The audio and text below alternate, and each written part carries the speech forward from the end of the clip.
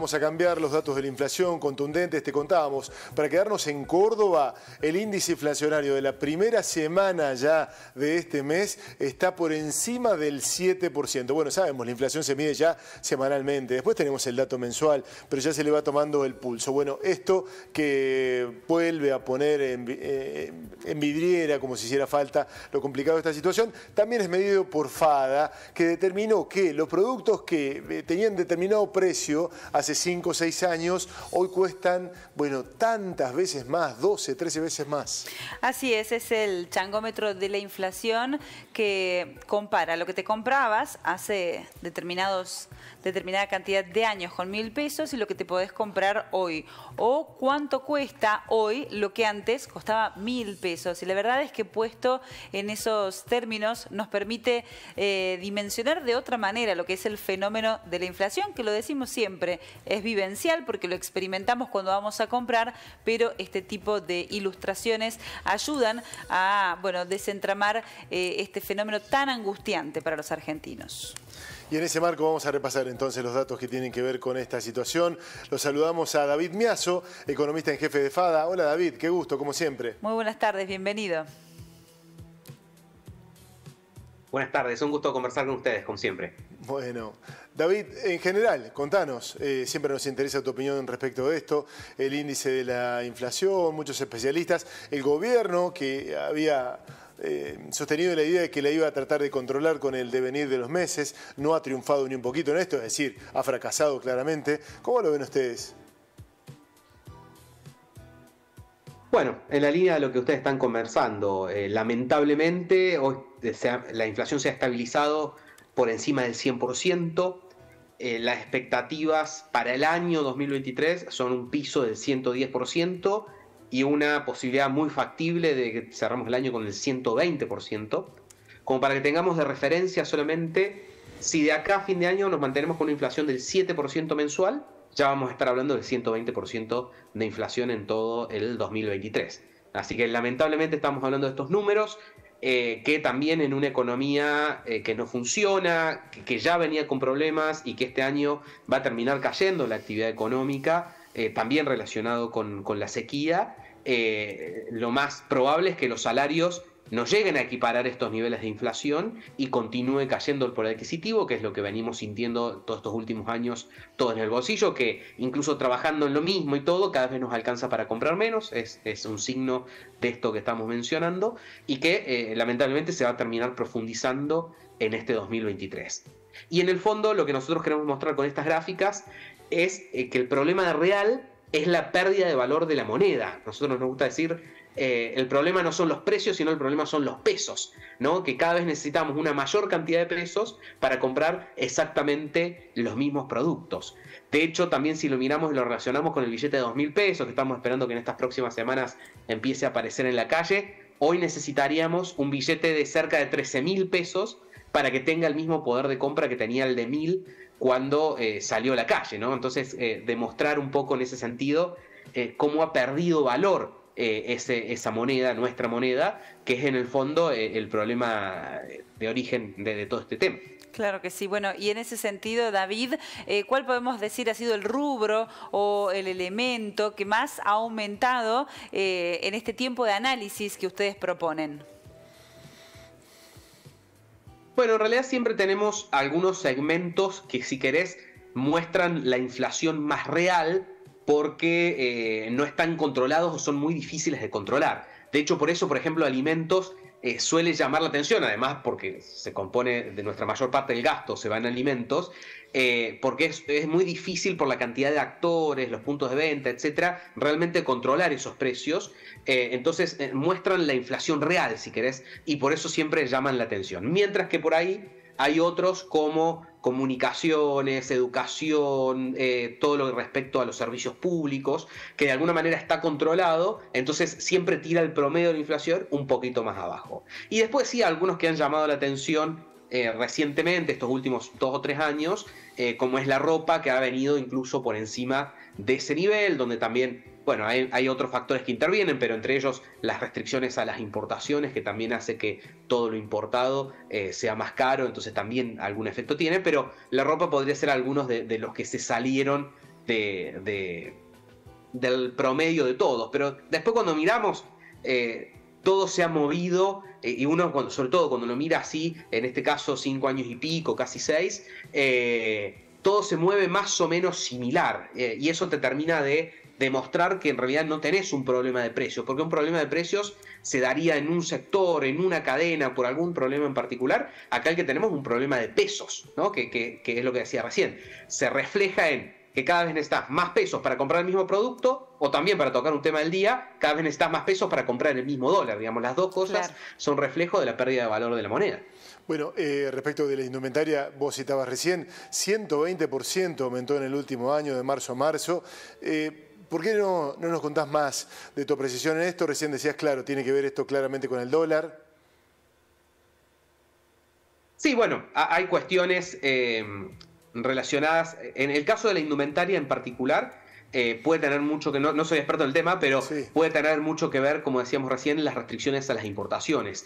En todos los sectores que tienen algún grado importante de relación con importaciones, en el caso de la ropa, principalmente las telas, pero después si vamos a cuestiones tecnológicas, a los automotores, a los repuestos, a los neumáticos, muchísimos otros sectores que tienen una relación que dependen mucho de las importaciones. Bueno, las restricciones a las importaciones, que se han vuelto cada vez más duras, hace que todo lo importado, como cuesta conseguirlo, suba de precio, ¿no? Y todos estos sectores vemos, si comparamos de cualquiera de las cosas que te acabo de mencionar, miramos las subas interanuales o las subas de los últimos 2 años, claramente van a estar por encima de todo el promedio, y tienen un poco que ver con esto, que la escasez de todo eso importado hace que esté más caro, hasta la locura que te convenga desde Río Cuarto o desde el sur de Córdoba irte a Chile a cambiar las cubiertas y volver y sea más barato, ¿no? Para salirnos de la ropa.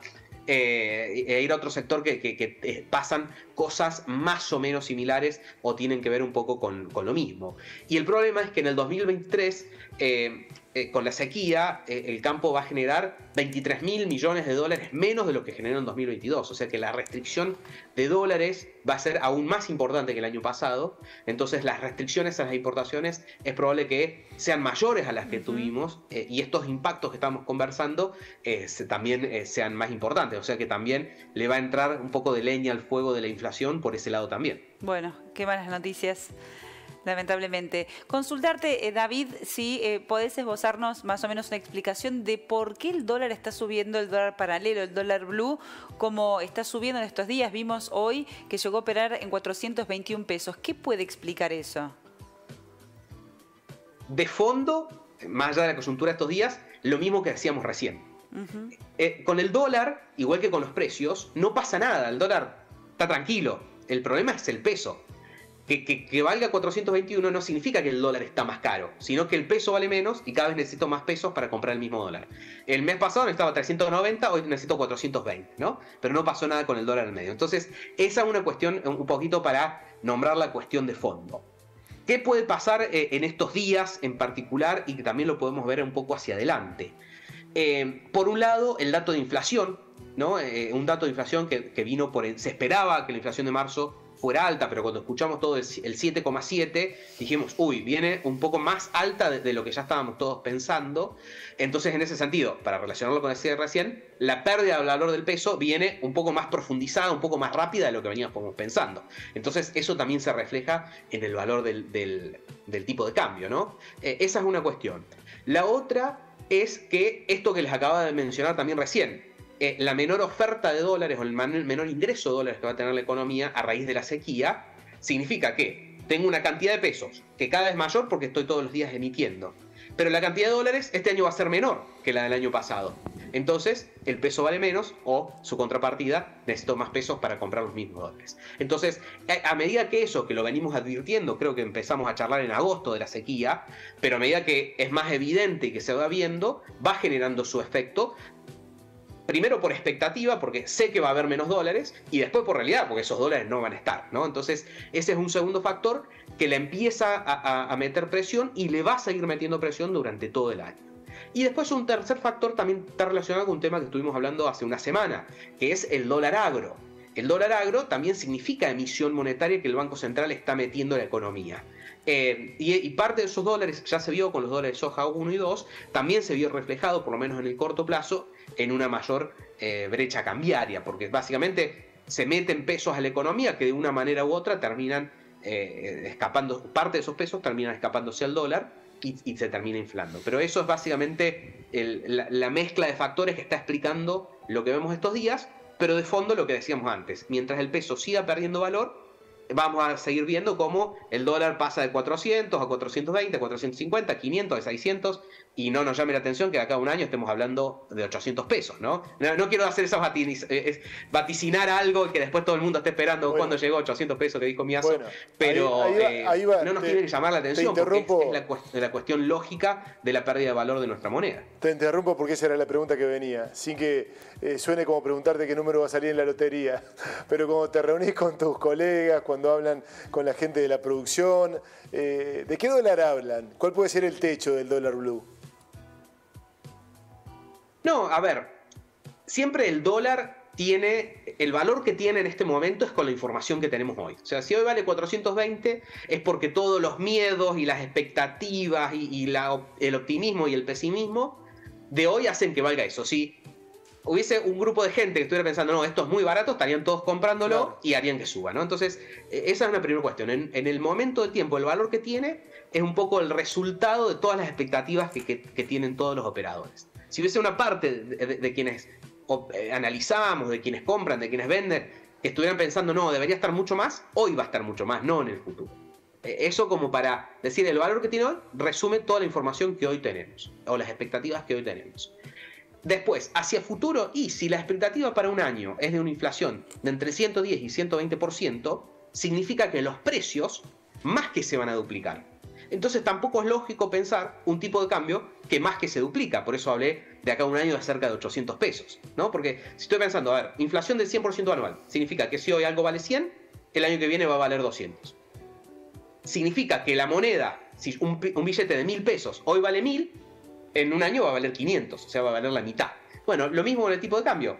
Vale el doble o nuestros pesos compran la mitad, que es exactamente lo mismo. Así que por eso tiré un número de 800 pensando en un 100% de inflación, claro, que no sería algo tan loco. Lo único que le va a poner un ancla al tipo de cambio libre, al blue, al MEP, al contado con liqui, es la expectativa de un cambio de gobierno, no por el cambio de gobierno en sí mismo, sino por una posible unificación cambiaria que intente hacer el próximo gobierno, donde si yo junto el mercado libre con el mercado oficial, ahí, o sea, esa expectativa genera que hay una gran oferta por parte de las exportaciones, todo que iría a esa misma bolsa. Y las importaciones que hoy se están llevando un dólar muy barato, tendrían que pagar un dólar mucho más caro. Entonces las importaciones caerían, las exportaciones tenderían a subir y eso generaría una mayor oferta de dólares que mezclándolo con este mercado libre, haría que le ponga un techo. No sé si fui todo claro con la explicación. Te la paso en blanco sobre negro. Que en el futuro cercano haya una unificación del tipo de cambio, puede generar que le ponga un techo, que no se vaya al infinito. Tenemos un pequeño delay, por eso no te queremos interrumpir cuando preguntamos. Pero estás planteando este escenario. Digo, también puede haber otros escenarios. Quizás si gana Milei, que propone terminar con el Banco Central, habrá que ver cuánto puede ir la inflación o qué puede pasar con la gente que tiene depósitos en el banco. Pero la devaluación es la única salida posible en este escenario que ven ustedes. ¿Es necesario hacerlo? Sí, hoy la devaluación no es una decisión. No es de si a mí me parece bien, me parece que va a tener más impactos positivos que negativos. Hoy la devaluación es simplemente cuándo, por qué. Y tiene mucho que ver con todo lo que acabamos de hablar, que tiene que ver con la inflación, con el dólar. El peso ya perdió su valor. Ya no vale un peso o 200 pesos un dólar. Vale 400 pesos un dólar. Entonces esos 200 pesos un dólar es una mentira.